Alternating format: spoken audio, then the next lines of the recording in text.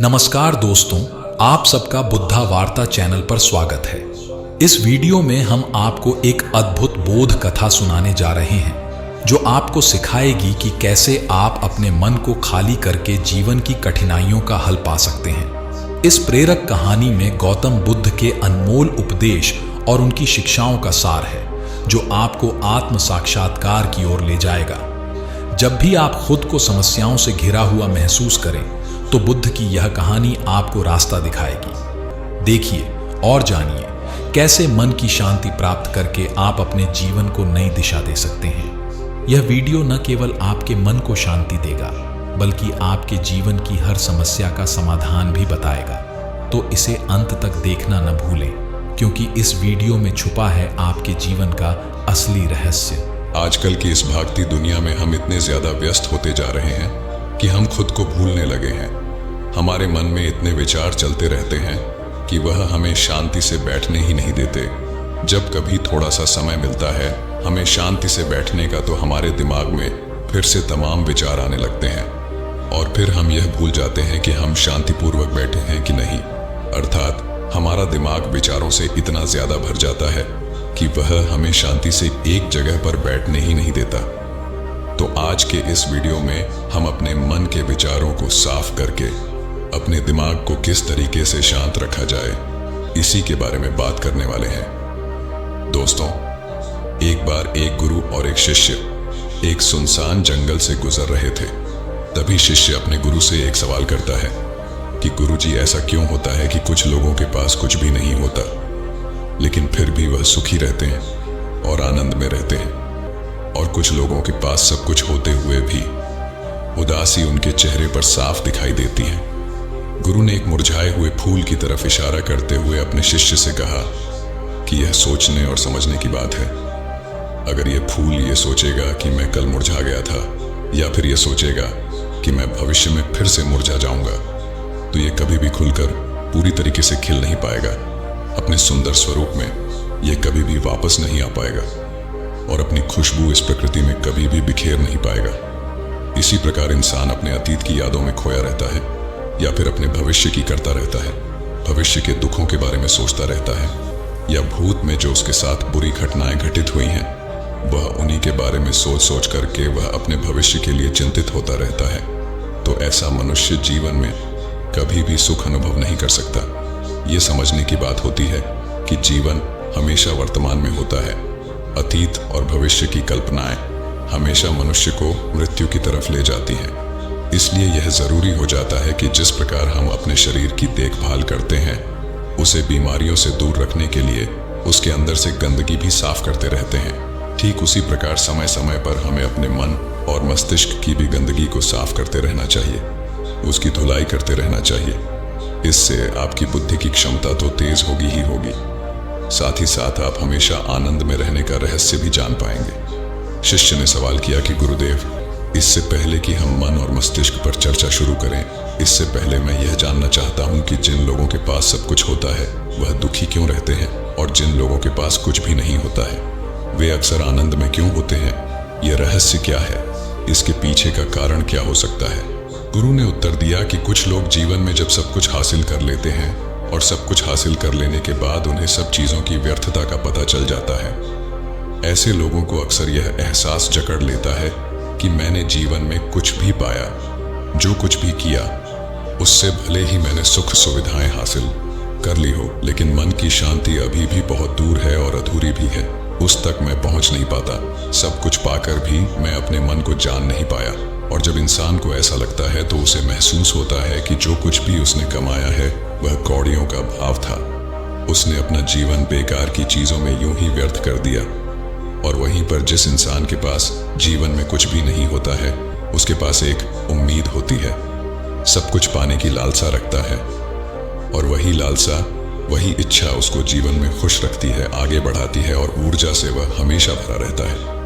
गुरु ने अपने हाथ से एक सूखे पेड़ की तरफ इशारा करते हुए कहा कि शिष्य, कभी तो यह पेड़ भी हरा भरा रहा होगा, फलों से लदा हुआ रहा होगा।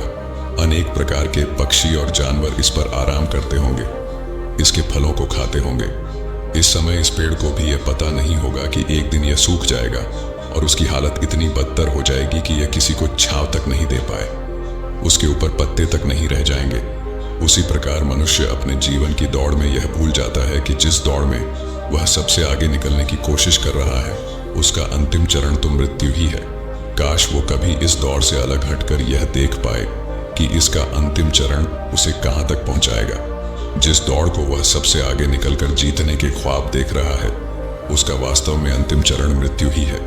काश वह कभी जीवन में भी हो जाता है कि उन घटनाओं को हम किसी भी तरह अपने मन की दौड़ में ठहरा कर यह देख पाए कि उसका चरण क्या है और उसका परिणाम क्या होने वाला है। वो तो बहुत कुछ इकट्ठा करने में लगा हुआ है, एक दिन वह सब यही का यही रह जाएगा।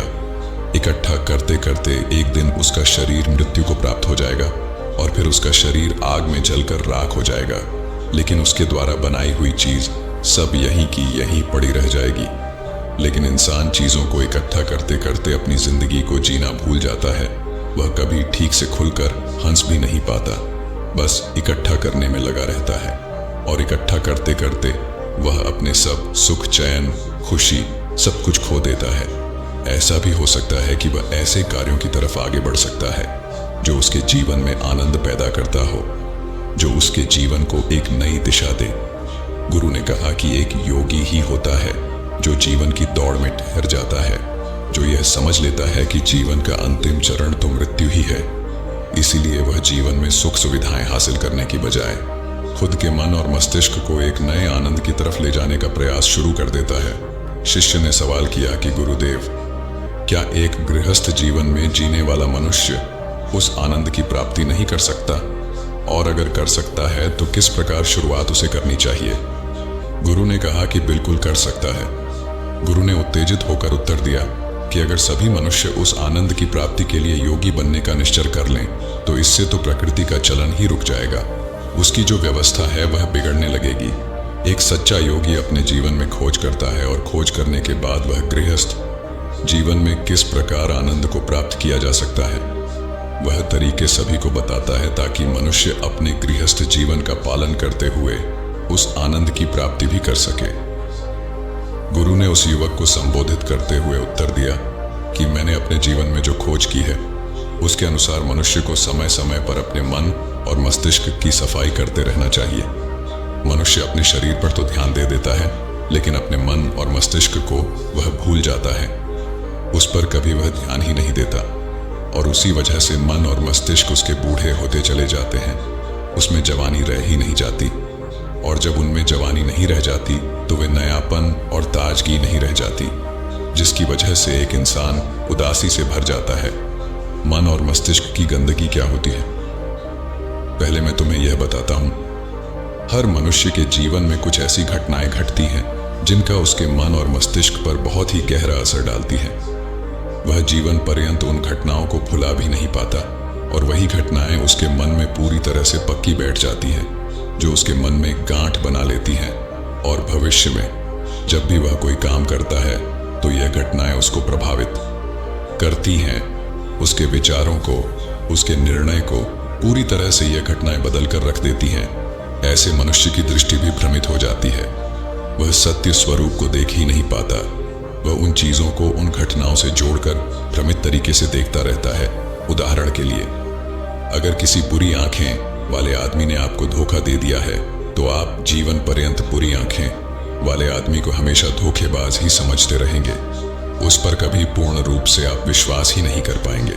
लेकिन समझने की बात यह होती है कि जिस इंसान ने आपको धोखा दिया है वह धोखा आपको बुरी आंखों से नहीं मिला, वह इंसान के स्वभाव से मिला है। लेकिन उस इंसान के स्वभाव से हमारे दिमाग में उसका एक चित्र छप गया, उसकी एक छवि बन गई और वह छवि दूसरे आदमी से जब हम संपर्क करते हैं तो बीच में एक दीवार की तरह खड़ी हो जाती है और इसी वजह से दो लोगों के बीच गहरे संबंध स्थापित नहीं हो पाते।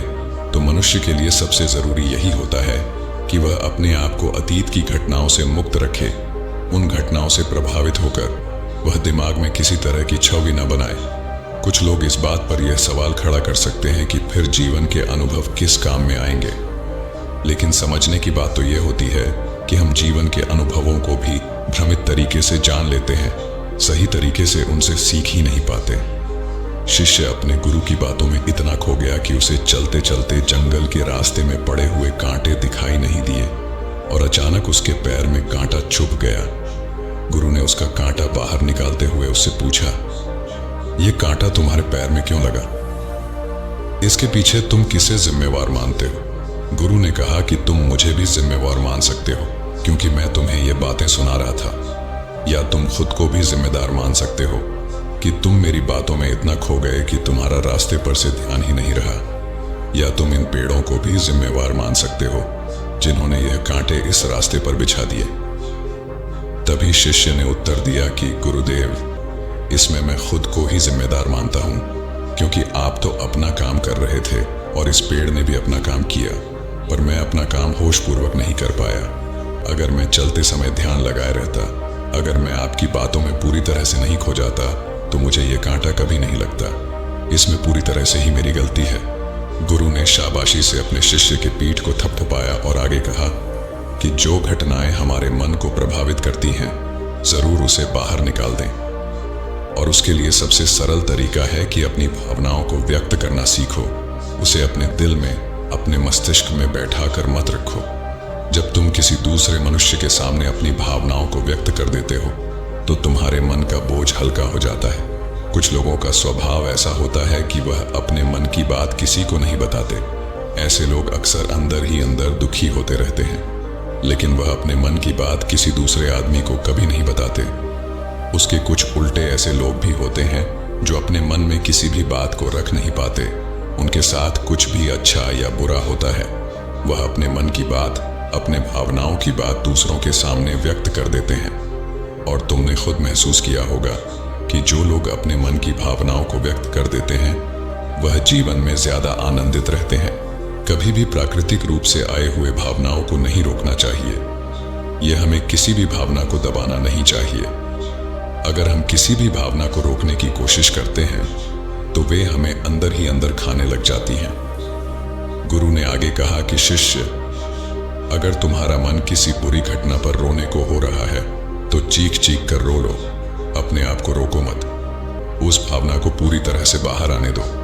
अगर किसी दूसरी घटना पर तुम्हारा मन खुश होने का, आनंदित होने का हो रहा है, तो पूरी तरह से नाचो, गाओ, जिससे कि तुम उस भावना को बाहर निकाल सको। और जब वे भावनाएं अपनी पूरी गति के साथ बाहर आ जाती हैं, तो तुम्हारा मन उन घटनाओं को पीछे छोड़ देता है। अर्थात तुम्हारा मन धीरे धीरे हल्का होने लगता है। गुरु ने शिष्य को समझाते हुए बताया कि जिस प्रकार तेज रफ्तार से चलता हुआ पानी अपने वेग से आने वाली सभी बाधाओं को तोड़ देता है, और अगर हम अपनी भावनाओं को बहने दिए, तो वह उन सभी बाधाओं को तोड़ देगा, और उस बात को तोड़ने के बाद उसका कचरा उसके मन से निकल जाएगा, और उसका दूषित मन भी साफ हो जाएगा। उसके अंदर की गंदगी भी दूर हो जाएगी।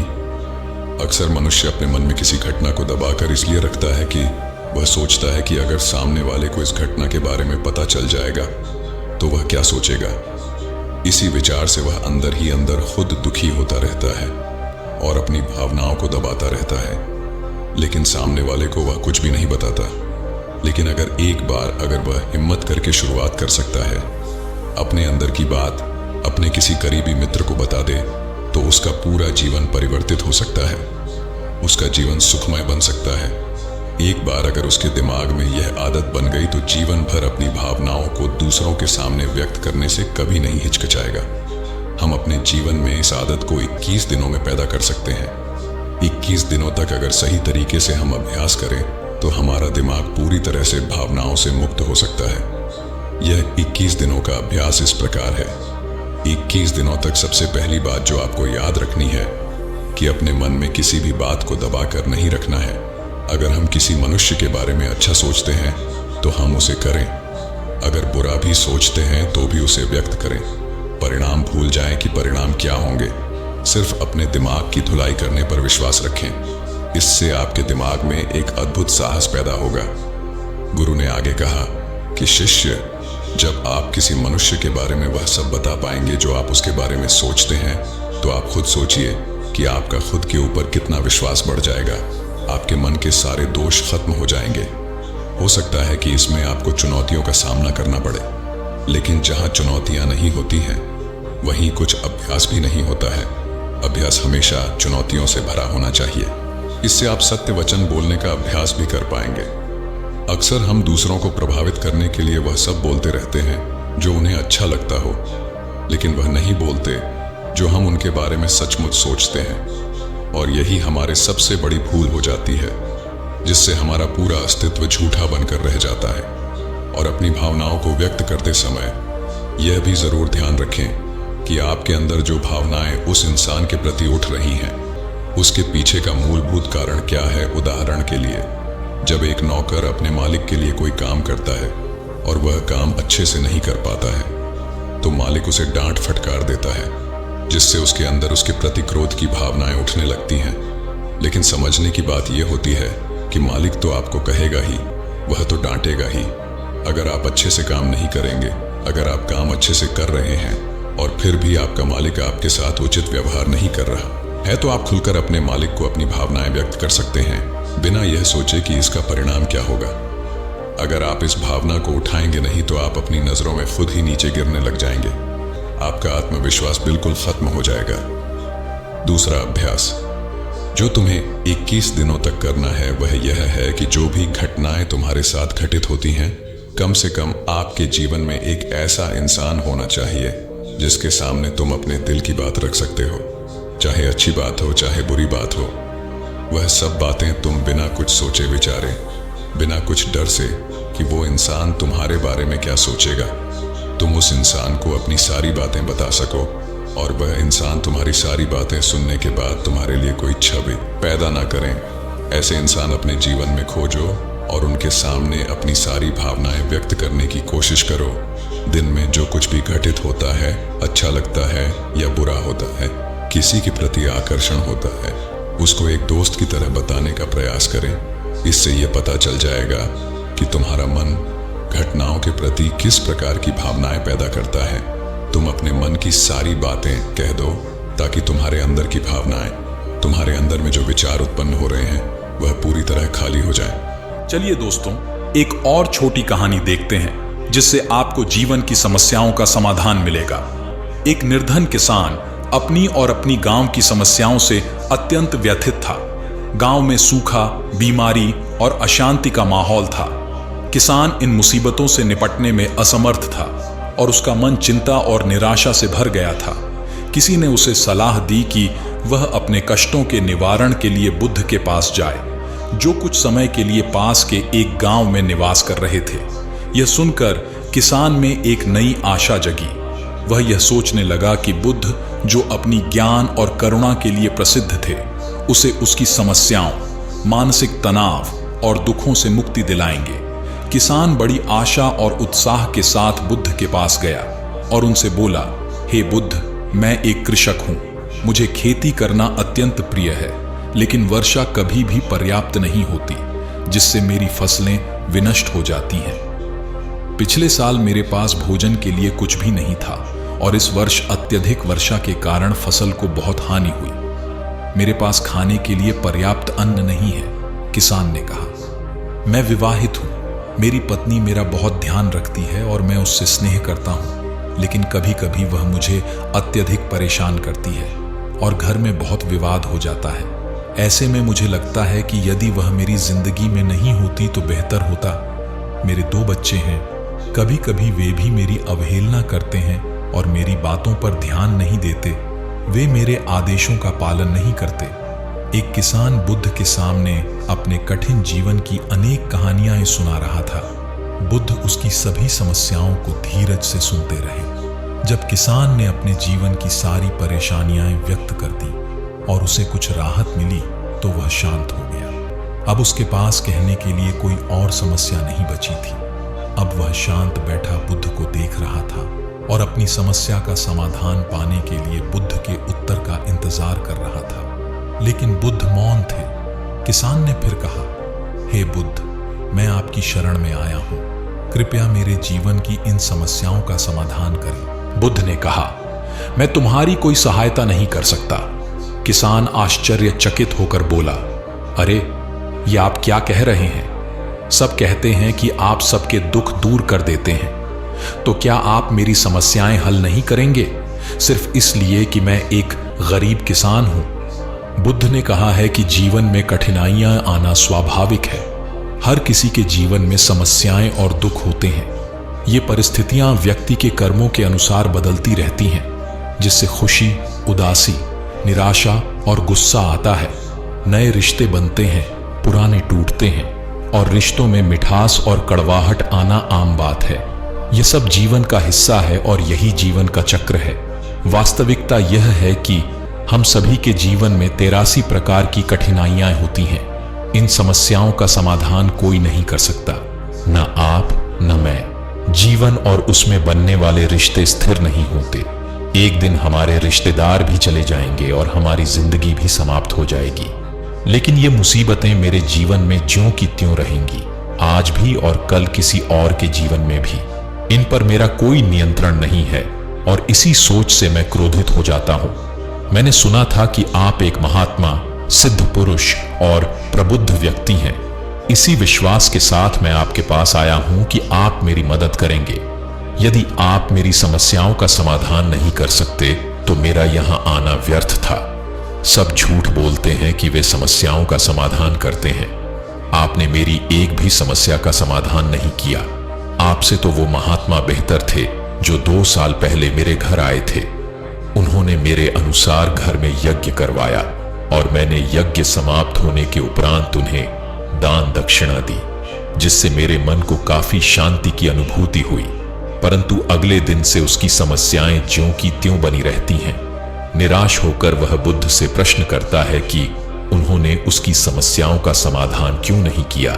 बुद्ध शांत भाव से किसान को समझाते हैं कि यज्ञ, दान आदि करने से क्षणिक शांति और सुख मिल सकता है, परंतु जीवन के सभी दुख समाप्त नहीं होते। वह पूछते हैं कि क्या इतना कुछ करने के बाद भी किसान अभी भी दुखी है। बुद्ध समझाते हैं कि जीवन में उतार चढ़ाव आते रहते हैं, दुख सुख का चक्र चलता रहता है। किसान निराश होकर पूछता है कि क्या इसका मतलब यह है कि बुद्ध उसकी मदद नहीं कर सकते। वह सोचता है कि यदि छोटी छोटी समस्याओं का समाधान भी बुद्ध नहीं कर सकते तो उनके उपदेशों का क्या लाभ। बुद्ध कहते हैं कि वे किसान की 84वीं समस्या का समाधान नहीं कर सकते, परंतु 13वीं समस्या का समाधान अवश्य कर सकते हैं। किसान अचंभित होकर पूछता है कि 13वीं समस्या क्या है। बुद्ध मुस्कुराते हुए कहते हैं कि 13वीं समस्या यह है कि तुम अपने जीवन में कोई समस्या नहीं चाहते। आपकी सारी मुश्किलें इसी एक जड़ से उपजी हैं। जैसे कि भूख लगने पर भोजन का स्वाद दोगुना हो जाता है और प्यास लगने पर पानी का आनंद अद्भुत होता है, उसी प्रकार जीवन के दुखों और परेशानियों का सामना करने के बाद ही सुख का सच्चा आनंद मिलता है। इसलिए जीवन में सुख और दुख अलग अलग रूपों में आते रहते हैं। हम चाहकर भी इनसे पूरी तरह छुटकारा नहीं पा सकते, लेकिन हम उनसे ऊपर उठकर इतने मजबूत बन सकते हैं कि कोई भी समस्या हमें हिला न सके। इसके लिए हमें अपने मन को शक्तिशाली बनाना होगा, धैर्य रखना होगा और प्रतिदिन आध्यात्मिक ध्यान और ज्ञान प्राप्ति का प्रयास करना होगा। यह ही हमारे जीवन की सभी समस्याओं का समाधान है। इसे जीवन की चतुर्मुखी समस्या का समाधान कहा जाता है। महात्मा बुद्ध के इस अद्भुत ज्ञान को प्राप्त करके किसान संतुष्ट हो गया और उसका मन बिल्कुल हल्का हो गया। मन में जो समस्याएं उसे परेशान कर रही थीं, उनके प्रति उसकी जिज्ञासा शांत हो गई। किसान ने अपनी आंखें बंद कर लीं और आनंद का अनुभव करने लगा। उसे समझ आ गया कि वह अब तक क्या गलती कर रहा था और वह बुद्ध के चरणों में गिर गया। यह कहानी हमें सिखाती है कि जीवन में सुख दुख आते रहते हैं और यह हमारी नियति का हिस्सा है।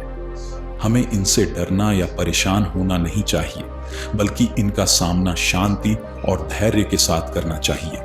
आत्मशक्ति और आध्यात्मिकता के मार्ग पर चलकर हम जीवन की सभी समस्याओं का समाधान कर सकते हैं और एक खुशहाल जीवन जी सकते हैं। आपको यह वीडियो कैसा लगा? अपनी प्रतिक्रिया कमेंट्स में जरूर बताएं। अगर आपको वीडियो पसंद आया हो तो इसे लाइक करना न भूलें और यदि आप मेरे चैनल को सब्सक्राइब नहीं कर चुके हैं तो अभी कर लें। नए वीडियो और रोचक जानकारी के लिए आपसे जल्द ही फिर मिलूंगा। धन्यवाद।